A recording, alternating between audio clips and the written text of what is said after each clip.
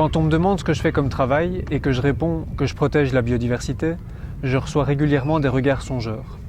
Et oui, même si les médias parlent régulièrement de biodiversité, ça reste une notion confuse. La biodiversité, c'est finalement la diversité de la vie sauvage sur Terre.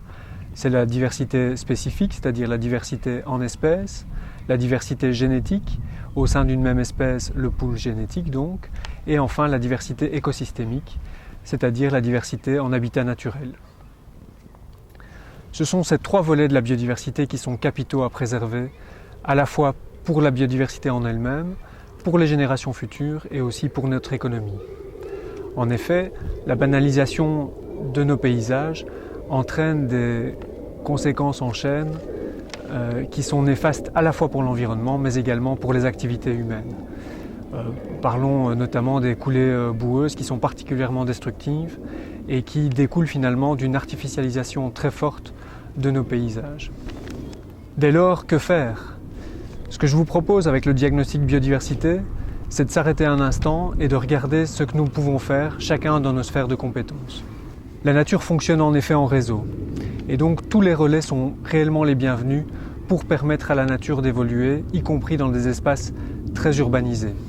Passionné par la nature depuis toujours, je suis ingénieur agronome des eaux et forêts, guide nature et photographe naturaliste. Et donc, avec ces expertises-là, je vous propose de vous accompagner dans la réalisation d'un espace biodiversité. Le terrain disponible est bien entendu le point de départ pour une discussion à ce niveau. En fonction de la gestion qui est menée sur ce terrain, son apport en biodiversité pourra être très négatif dans certains cas, notamment s'il est planté avec des espèces exotiques envahissantes. Dans d'autres, il sera neutre, c'est-à-dire qu'il n'a aucun apport spécifique en matière de nature. Et enfin, si on y prête attention, on peut réellement avoir un impact très intéressant en matière de biodiversité. Par ailleurs, l'achat d'un terrain est réellement le tournant important à ne pas rater. C'est vraiment là le moment idéal pour réaliser un diagnostic en vue d'orienter la gestion future du terrain. Ce que je propose, c'est pas de créer des réserves naturelles, mais au contraire d'intégrer la biodiversité dans les contraintes d'un espace, qu'il s'agisse d'un jardin privé, d'abord d'entreprise ou encore d'un espace à proximité de bâtiments publics.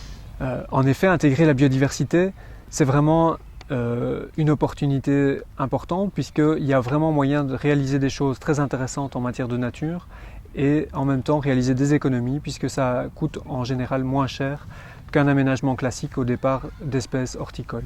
Le diagnostic biodiversité finalement, il met en valeur une propriété en lui permettant d'assurer ses fonctions de base, qu'il s'agisse de fonctions de loisirs, de fonctions de vitrine ou encore de fonctions de mobilité, mais tout en lui en apportant un plus en matière de biodiversité.